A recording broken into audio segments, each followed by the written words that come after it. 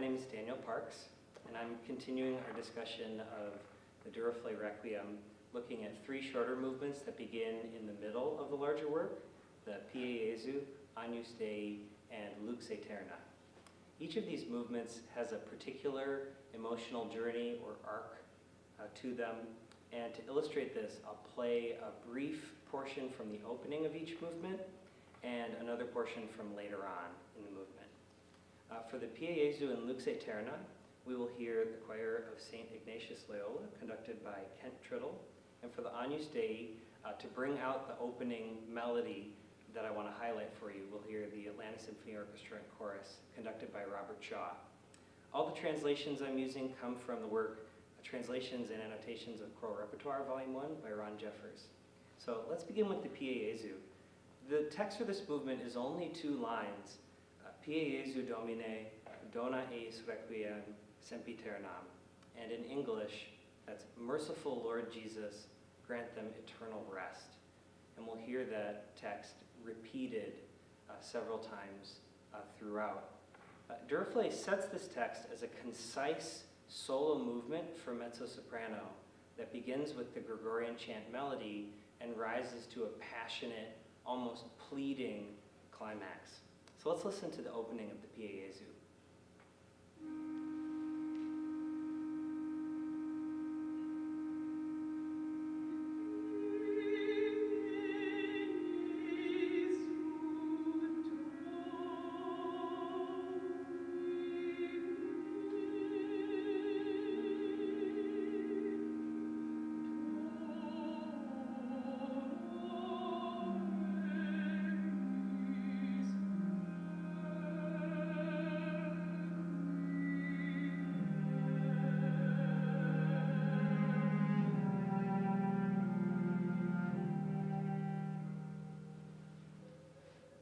Durufle chose this movement to be a solo voice, and once he made that decision, you can imagine him thinking, should it be a solo soprano, a baritone, and he chose a mezzo-soprano solo, which is the lower female vocal.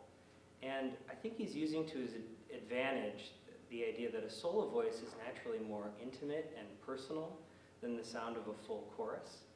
And many composers have used a solo high soprano voice for an angel character in an oratorio or a heavenly message, an angelic message.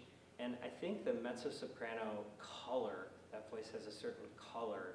It sounds to me literally and figuratively closer to earth, more human. I think it makes this movement sound more intimate, like an intimate personal prayer. And as the soloist repeats the Pie Jesu text, it becomes more and more insistent and takes on that pleading quality. So let's listen to that portion of the Pie Jesu.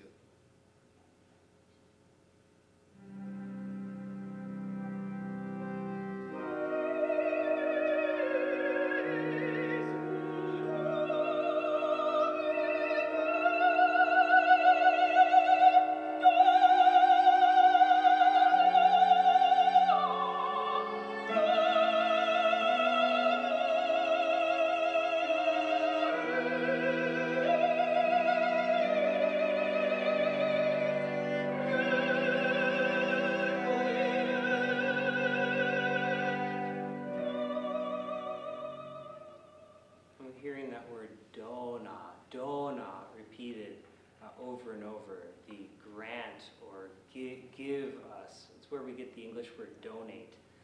To give us, it becomes more and more insistent. I think the ending of the Pie Jesu is one of the more poignant moments in the Requiem. The soloist descends from the high point we just heard setting the movement into a larger arc, and eventually lands in a slightly more positive context, but without much comfort or resolution.